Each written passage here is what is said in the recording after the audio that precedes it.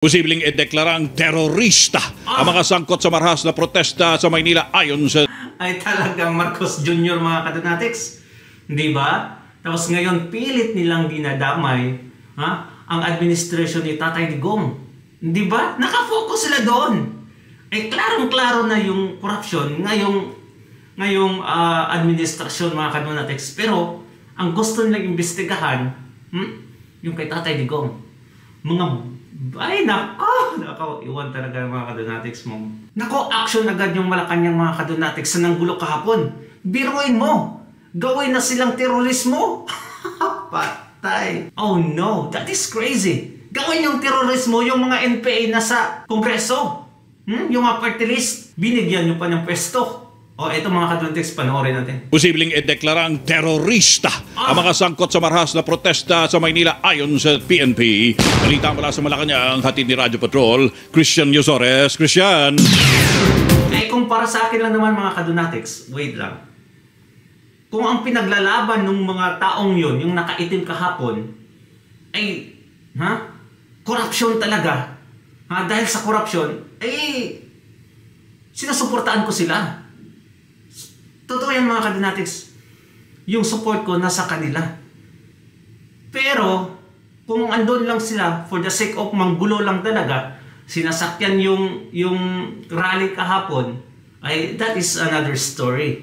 Pero yung pinaglalaban nila mga kadonatics, ang corruption, ay kulang pa yung ginawa nila. Anong ginawa nila sa Nepal, sa Indonesia? Di ba? Mas extreme pa yun doon mga kadonatics. Pero nagwagi sila actually. Pero tayo dito, ginawang terorismo yung mga taong nanggulo kahapon. Tony, dahil yan sa kanilang paglabag sa peace and order sa ginawa nilang pangaharas at marahas na pagkilos. Sa press briefing dito sa Malacanang, sinabi ni PNP Acting Chief Police Lieutenant General Jose Melencio Nartates Jr. na nagpapatuloy ang kanilang investigasyon sa mga ebidensya na maaaring terorismo o paglabag sa Anti-Terrorism Act ang ginawa ng mga sangkot na rallyista. Aminado naman si DILG Secretary John Vic Remulla na may natanggap silang ulat na isang local terrorist group na planong manabutahe sa mga protesta, kaya ikinonsidera ang lahat ng contingency sa seguridad. Hindi pinangalanan ng katihim ang grupo, pero kabilang umano sa natanggap nilang report ang planong pag-uudyok ng karahasan sa EDSA at People Power Monument at pagpapasabog sa Luneta. We had 400 policemen on the ground dressed as plainclothes to see what was going on and to assess, and the vigilance paid off and none of it transpired. Kita maintindihan John Vic.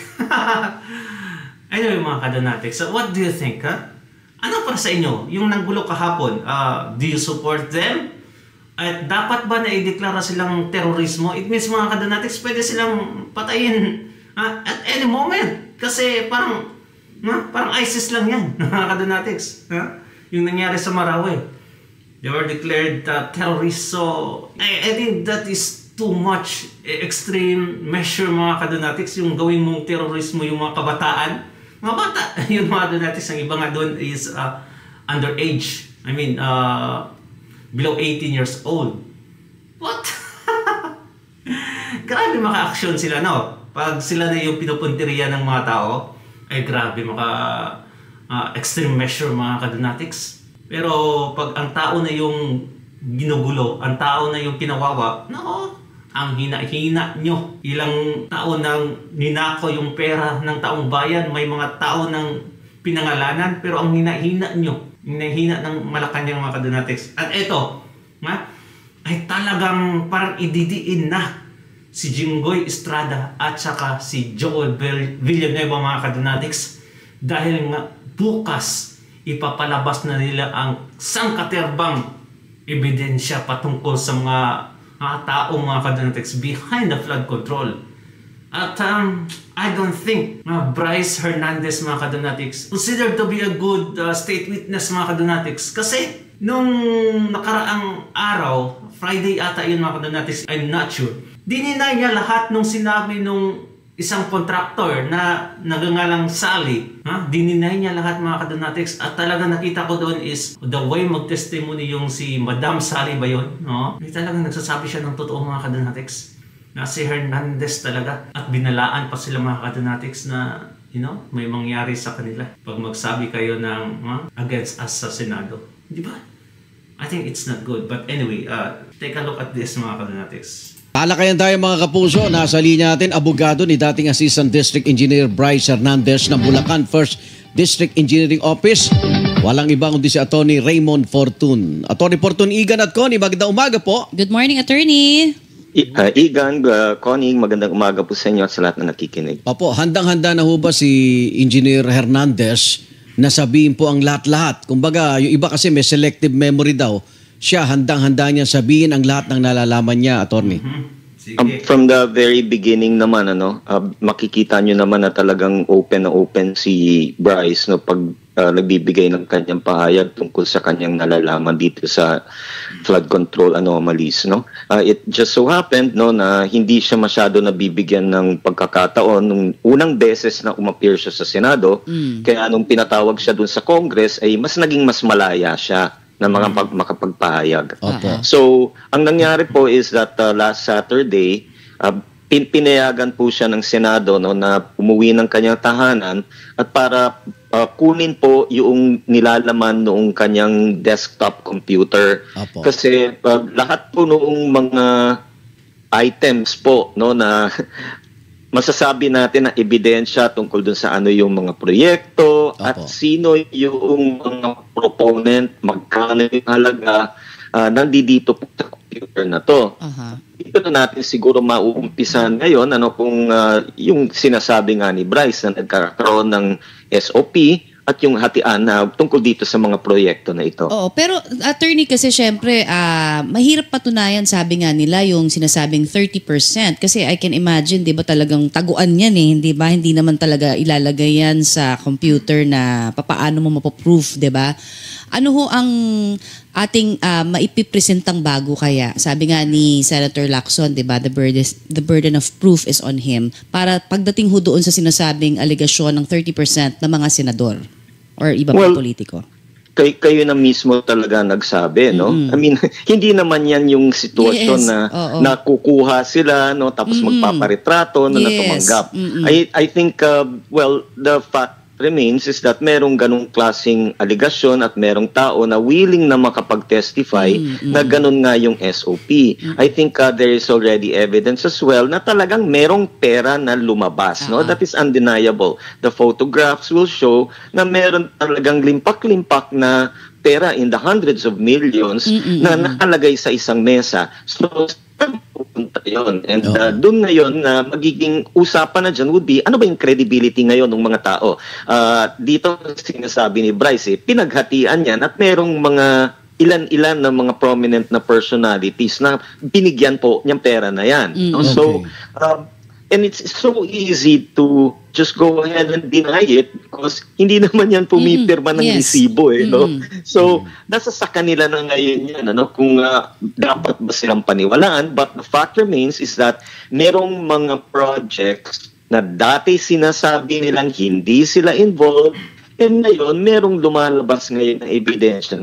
Okay. Sabi ni Senator Ping Lacson, Attorney, sabi ni Senator Ping Lacson, Chairman ng Senate Blue Ribbon Committee, magkakaroon pa ng mga dagdag na ebidensya kay Bryce Hernandez kasi nakapagsabit na siya ng isang dokumento na magdidiin dito kay na Senator Joel Villanueva at Senator Jingo Estrada. Kung nagkaroon kayo ng pagkakataon masilip yung desktop computer nitong si Bryce Hernandez, yung kliyente nyo, meron pa bang ibang senador na nandoon at nakitang nagkaroon ng insertion o pakikialam sa mga proyekto sa Bulacan? Now, unahin ko,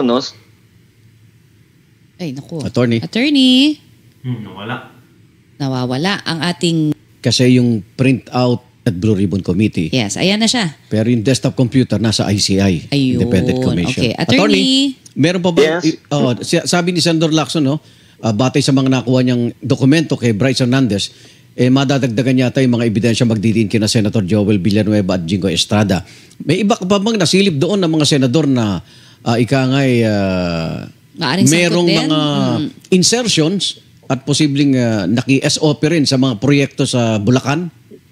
Yan nga po yung maaari ko pong klaruhin, Doon po sa computer kasi talagang nakahimay na po yung mga projects and then yung mga proponents. Ngayon, doon sa mga proponents, kasi hindi nyo po makikita sa GAA yan no? Yung kung sino yung nagpasok Yes. Pero dito sa computer niya, no, ni Bryce, nandoon po yung mga proponents, no? And doon sa mga proponents, may mga ilan-ilan na mga personalities. Yan, sasabihin ko po na meron pong mga senador, meron pong mga congressmen. Okay. Ooh, okay. Paano kung, mga kadonatics, paano kung paglabas sa mga ebidensya is kay Joel Villanueva at Senator Jingo Estrada talagang pangalan andun? Ano kaya ang mangyayari? Those senators, mga kadonatics, are part of Duterte Bloc. Minsan napaisip na lang ako na, I think gawa-gawa na lang nila, no? Halos lahat ng Duterte allies ngayon, mga kadonatics, basta Duterte ally ka, ay talagang pinupunteriya ka ngayon. Ngayon, maniniwala ako bukas kasi pala ilalabas maniniwala ako, mga kadonatics, kung may mga senators na masasali, mga kadonatics, outside Duterte Bloc, or at least mga kalyadong PBBM, di ba?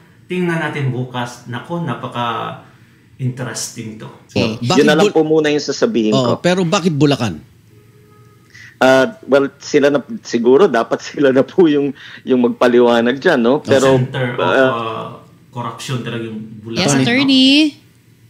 Ako, nagkakaproblema tayo.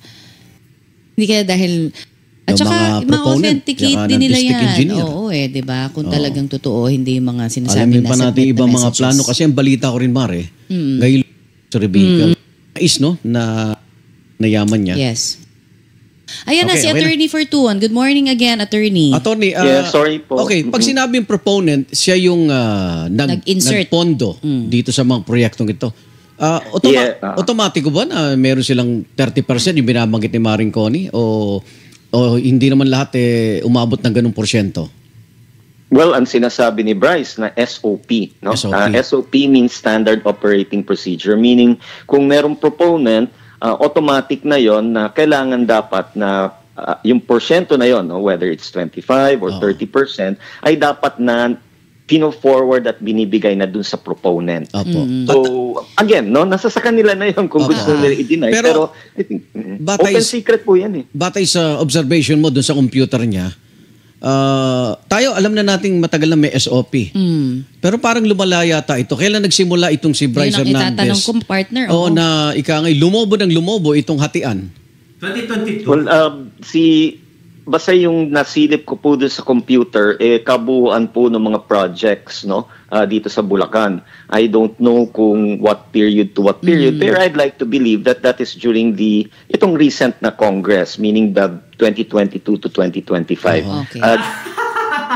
Ay talagang Marcos Jr., mga kadonatics. Di ba? Tapos ngayon, pilit nilang dinadamay ang administration ni Tatay Digong. Di ba? Nakafocus sila doon. Klarong-klaro na yung corruption ngayong administrasyon, mga kadonatics. Pero ang gusto nilang imbestigahan, yung kay Tatay Digong. Nako, iwan talaga, mga kadonatics mo. Di ba? Ganon sila katindi. Ganon katindi yung mga terorista. Siyempre terorista, mga kadonatics, kasi sila yung naninira sa bansang Pilipinas. Diyan po lumaki talaga na lumobo, no? Pero yung nagsimula, nakalagay ba doon kung ghost project yan o nakumpleto? Sige, idamay nyo pa yung panahon ni Tatay Digong. Gusto na talaga malaman mga kadonatics kailan nagsimula.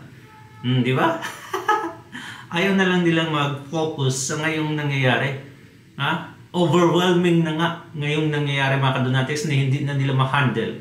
Gusto mo nilang balikan yung kay Tatay Digong na talaga namang, clean yung dating doon. Clean yung administration ni Tatay Digong.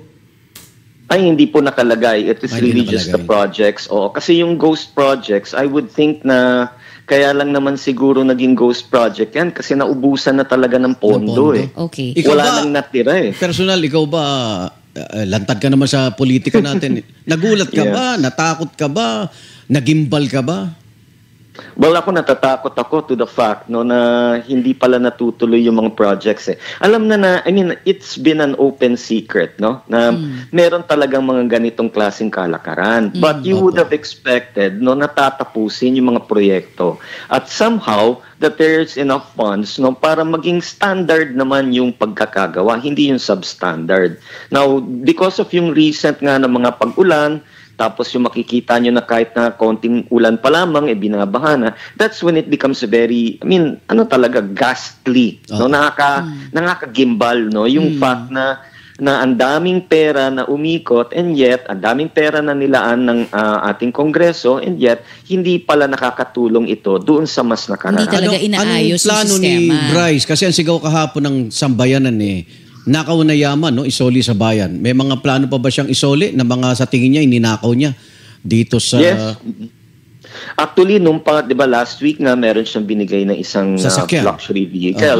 Now, ang plano sana talaga niya, ibibigay pa nga niya yung kanyang Lamborghini. Kaya lang hindi mahanap yung susi. Okay. So, but within the next few days, for sure yan ay magte-turnover siya ng mga additional na vehicles, no? Ang kailangan lang talaga is yung logistics lang, no? Meron din kasing posibilidad na hinahatid niya to the ICI yung sasakyan, tapos huhulihin naman ng CHPG kasi meron namang red alert na dyan. So coordination lang. Willing siya willing siyang isoli. Everything. Mr. Hernandez is willing to return everything. Yun ang one of the things na kasi na talagang pinayuhan. Igan, pasilitain mo naman yung babae mo kasama. Namin siya, no?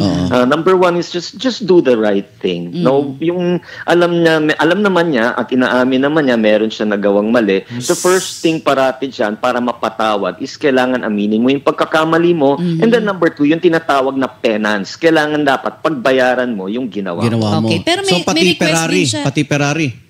Yes. Pati Ferrari. Solid niya yun.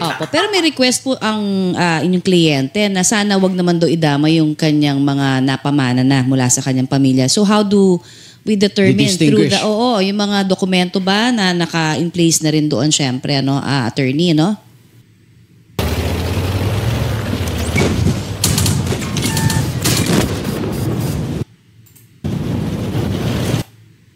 Yes. Makikita naman yung how much yung mga projects. Now, kung how much ngayon yung kanyang willing na i-return, I would think that would be the subject na lang of probably determination ng ICI or ng gobyerno. Okay. With this reaksyon ng kliyente mo, ang next move ba dito, mag-apply na siya para maging state witness against dito sa mga politiko at yung kanyang boss na si District Engineer Henry Alcantara?